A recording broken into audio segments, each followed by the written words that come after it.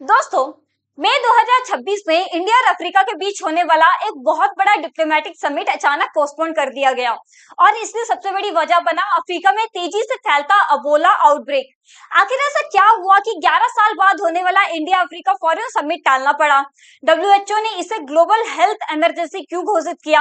Africa India के लिए इतना इंपॉर्टेंट क्यों है और इंडिया ने इस पूरे संकट पर क्या रिस्पॉन्स दिया? आज के लेक्चर में हम इन सभी पॉइंट्स को कवर करेंगे, तो अंत तक आप इस लेक्चर में बने रहिएगा। चलिए, सबसे पहले हम देखते हैं कि यह न्यूज क्या है। देखिए, इंडिया अफ्रीका फॉरेन समिट जो फोर्थ फॉरेन समिट था वह क्या हो गया है, पोस्टपोन हो गया है। जो समिट हमारे न्यू दिल्ली में होने जा रहा था, कब से कब तक, 28 से 31 मई 2026 में होने जा रहा था। अफ्रीका में अबोला वायरस तेजी से बढ़ने की वजह से क्या किया गया है, इसे अब पोस्टपोन कर दिया गया है ताकि किसी भी लोगों को किसी भी तरीके की वायरस फैलने से कोई प्रॉब्लम ना आए, क्योंकि वहां पे बहुत ही तेजी से यह वायरस फैलता हुआ दिखाई दे रहा है। ठीक है, तो इंडिया और अफ्रीकन यूनियन ने मिलकर यह फैसला लिया और यह डिसाइड किया कि अब जो यह समिट होने जा रहा था 11 साल बाद, वह उसे भी पोस्टपोन करना पड़ेगा। अभी इसकी नई डेट अनाउंस नहीं की गई है, बाद में अनाउंस की जाएगी। ठीक है ना। चलिए, अब आगे देखते हैं इंडिया अफ्रीका फॉरेन समिट क्या है। देखिए, इंडिया और अफ्रीका दोनों देशों के बीच में जो है बड़ी मीटिंग बैठती है। टोटल देखा जाए तो इसमें 55 प्लस अफ्रीकन कंट्रीज पार्टिसिपेट करते हैं इस मीटिंग में, और दोनों देश मिलकर के क्या करते हैं, सारी के सारी अपने ट्रेड से रिलेटेड हो गया, investment, security, health, education, technology, इन सारी चीजों पर डिस्कशन करते हैं। ठीक है, इंडिया अफ्रीका को डेवलपमेंट प्रोजेक्ट में भी सपोर्ट करता है और डिप्लोमेटिक और स्ट्रेटेजिक पार्टनरशिप इसमें क्या होती है, मजबूत होती है। मतलब सारी की सारी चीजों पर बैठ करके डिस्कशन किया जाता है, चर्चा की जाती है, मीटिंग की जाती है कि कैसे एक दूसरे के प्रॉब्लम्स को सॉल्व किया जा सके। एक दूसरे देश जो है, एक मतलब इंडिया और अफ्रीका एक दूसरे को कैसे सपोर्ट करे, यहाँ पे क्या होता है, कोऑर्डिनेशन बहुत ही बढ़िया बैठता है। ठीक है, इस मीटिंग के चलते। चलिए, अब देखते हैं कि समिट कब कब हुआ। सबसे पहले समिट हुआ था, फर्स्ट समिट 2008 में, कहां पे, न्यू दिल्ली में हुआ था। उसके बाद में सेकंड समिट आपको 2011 में एडिस अबाडा में देखने को मिलेगा। उसके बाद 2014 में समिट होने वाला था, लेकिन 2014 में भी अबोला वायरस देखने को मिला था, जिस वजह से यह पोस्टपोन किया गया था और उसके बाद में 2015 में इसे किया गया था, कहां पे, न्यू दिल्ली में। और अभी सेम चीज यह 11 साल बाद में होने जा रहा था, लेकिन 11 साल का इतना लंबा गैप क्यों लगा? क्योंकि बीच में कोविड आने की वजह से यह इस समिट में 11 साल का गैप लगा।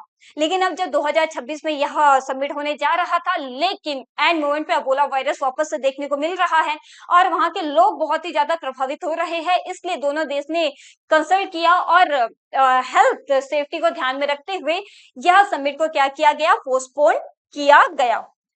ठीक है, चलिए अब देखते हैं कि समिट क्यों पोस्टपोन हुआ। नॉर्मली मैंने आपको बता दिया है कि समिट एबोला वायरस की वजह से पोस्टपोन हुआ। जो कौन से कंट्री में सबसे ज्यादा देखने को मिल रही है, कॉन्गो और उगांडा जो देश है वहां पे सबसे ज्यादा देखने को मिल रहा है, और हेल्थ सेफ्टी को प्रायोरिटी रखा गया है और इंडिया और एयू ने कंसल्ट किया आपस में और उसके बाद में यह डिसाइड किया गया कि इसे पोस्टपोन किया जाएगा। एबोला वायरस क्या है, चलिए समझते हैं। देखिए, एबोला जो है एक डेंजरस वायरल डिजीज है, जो लोगों के आप जब टच में जाते हो ना तो उससे फैलता है। यह आप ध्यान में रखना, यह कोविड की तरह वायरस नहीं है, हवा से नहीं फैलता है। लेकिन आप जब कोई एबोला वायरस से कोई अगर ग्रसित है, मतलब कोई एक पर्सन को एबोला वायरस है, जब आप उसके टच में जाते हो तो यह वायरस क्या होता है, फैलता है। इसका मेन सिम्टम्स क्या है, आपको तेज फीवर देखने को मिलेगा। ठीक है, उसके बाद में आपको कमजोरी देखने को मिलेगी, उल्टी, फिर खून बहना, यानी आपके माउथ से आपको खून आएगा, फिर नाक से खून दिखेगा।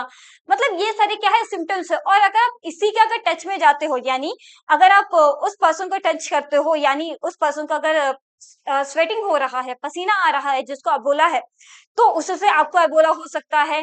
खून के टच में आने से अबोला हो सकता है, लार से अबोला हो सकता है, वॉमिट से अबोला हो सकता है। तो इसलिए इसे बहुत ही ज्यादा डेंजर बताया जा रहा है।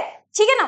और सबसे ज्यादा डेंजर पॉइंट ये है कि इसका अभी तक वैक्सीन उपलब्ध नहीं है, इसलिए इसे बहुत ही मतलब डेंजर सिचुएशन माना जा रहा है। इसलिए डब्ल्यूएचओ ने क्या घोषित किया है, इसे PHEIC घोषित किया है, यानी public health emergency of international concern घोषित किया है, क्योंकि यही सेम एबोला वायरस एक बार 2014 में देखने को मिली थी और उस वक्त में 11,000 प्लस लोगों की मौत हुई थी एबोला वायरस की वजह से, और यही सेम सिचुएशंस अभी देखने को मिल रहा है। इसलिए डब्ल्यूएचओ ने क्या किया, public health emergency international concern घोषित कर दिया है, मतलब ग्लोबल लेवल पर हेल्थ इमरजेंसी बताया गया है। ठीक है, और यहाँ पे क्या है, इंटरनेशनल कॉपरेशन की जरूरत बताई गई है, यानी जितना ज्यादा हो सके अफ्रीका की मदद करने के लिए यहाँ पे डब्ल्यूएचओ के द्वारा बताया गया है। ठीक है, देखिए अब इंडिया का रिस्पॉन्स क्या है इस वायरस को लेकर के। इंडिया ने क्लियरली ये कहा है कि वह अफ्रीका के पूरी तरीके से सपोर्ट में है। अफ्रीका जो जो कदम उठाएगा इंडिया क्या करेगा, उसको सपोर्ट करेगा। इंडिया अपने साइड से मेडिकल हो गया, हेल्थ सपोर्ट, सारी चीजें देने को तैयार है, क्योंकि आपको पता ही है हमारा इंडिया अगर कहीं पे कोई भी प्रॉब्लम आती है तो सबसे पहले हेल्थ सपोर्ट देना, इमरजेंसी में सपोर्ट करना, इंडिया सबसे आगे रहता है। और वैसे ही सिचुएशन यहाँ पे अफ्रीका वाले केस में भी देखने को मिल रहा है। एबोला वायरस तेजी से बढ़ रहा है, लेकिन इंडिया ने बोला है कि आपको घबराने की जरूरत नहीं है, हम प्रॉपर तरीके से आपको सपोर्ट देंगे। ठीक है, कैपेसिटी बिल्डिंग पर भी फोकस रहेगा, और इंडिया अफ्रीका फ्रेंडशिप भी इसमें क्या होगी, बहुत ही ज्यादा मजबूत देखने को मिलेगी। चलिए अब देखते हैं अफ्रीका इंडिया के लिए इतना इंपॉर्टेंट क्यों है। देखिए हमारे अफ्रीका और इंडिया के बीच में एनर्जी रिसोर्सेस रिच कॉन्टिनेंट है। अफ्रीका नॉर्मली देखा जाए तो एनर्जी रिसोर्सेस में रिच कॉन्टिनेंट है। हमारे इंडिया सबसे ज्यादा ऑयल, सारी चीजें, ऑयल हो गया, गोल्ड हो गया, वो सब कहाँ से लेता है, तो अफ्रीका से लेता है। ठीक है, और अफ्रीका बड़ा फ्यूचर मार्केट है, यानी एक हिसाब से देखा जाए तो अफ्रीका में पॉपुलेशन बहुत ही तेजी से ग्रो कर रहा है, और अगर पॉपुलेशन तेजी से ग्रो कर रहा है तो ऑब्वियस सी बात है वहां का मार्केट भी तेजी से ग्रो करेगा। तो इसलिए अफ्रीका को क्या माना जा रहा है, फ्यूचर मार्केट माना जा रहा है। ठीक है, दोनों ग्लोबल साउथ कंट्रीज माने जाते हैं, यानी अगर आप दोनों की थिंकिंग देखोगे ना तो एक समान माना जाता है। हमारे इंडिया की भी थिंकिंग एक तरीके की होती है, और अफ्रीका की भी थिंकिंग, यानी किसी भी मीटिंग में अगर बात करते हैं, जैसे क्लाइमेट चेंज वाली मीटिंग पर ही बात किया जाए, तो दोनों की थिंकिंग जो है, सिमिलैरिटीज मिलती है दोनों के थिंकिंग में। तो ये क्या होता है, यह एक बहुत ही मजबूत दिखाता है दोनों दोस्त को कि हाँ दोनों, अभी जैसा मेरा कोई दोस्त है ना, मैं हूं, मेरा कोई दोस्त है, मेरी भी थिंकिंग एक सिमिलर है, उसकी भी थिंकिंग सिमिलर है, तो हमारी बॉन्डिंग क्या बनेगी, स्ट्रांग बनेगी ना। उसी तरह यहाँ पे इंडिया और अफ्रीका की बॉन्डिंग स्ट्रांग देखने को मिलती है, किसमें, ट्रेड और टेक्नोलॉजी पार्टनरशिप भी क्या हो रहा है, तेजी से बढ़ता हुआ यहाँ पे दिखाई दे रहा है। देखिए इंडिया अफ्रीका इकोनॉमिक रिलेशंस क्या क्या है। इंडिया और अफ्रीका के बीच में टोटल ट्रेड कितना होता है, कितने का है, तो $85 बिलियन का ट्रेड आपको देखने को मिलेगा। इंडिया टॉप इन्वेस्टर्स में शामिल है, यानी अफ्रीका में जितने भी कंपनीज है उसमें जो है इंडिया क्या करता है, इन्वेस्ट करता है।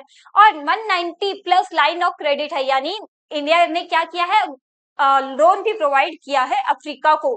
ठीक है, कई इंफ्रास्ट्रक्चर प्रोजेक्ट भी पूरे किए हैं, जैसे आपका रोड हो गया, फिर ब्रिजेस हो गए, ये इन सारी चीजें, बिल्डिंग्स हो गए, तो इन सब में जो है इंफ्रास्ट्रक्चर में भी इंडिया ने मदद किया है अफ्रीका को डेवलप होने के लिए। ठीक है, डिजिटल कॉपरेशन भी बढ़ रही है, और इंडिया ने अफ्रीका में नई एम्बेसीज खोली है, यानी ऑफिशियली ऑफिस ओपन किया है।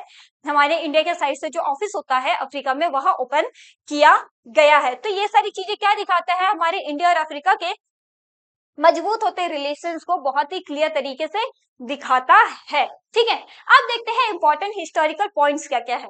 2014 वाला समिट भी डिले हुआ था, जैसा मैंने आपको बताया था। 2014 में भी अबोला के वायरस बहुत ही तेजी से देखने को मिले थे, 11,000 प्लस लोगों की इसमें मौत हुई थी।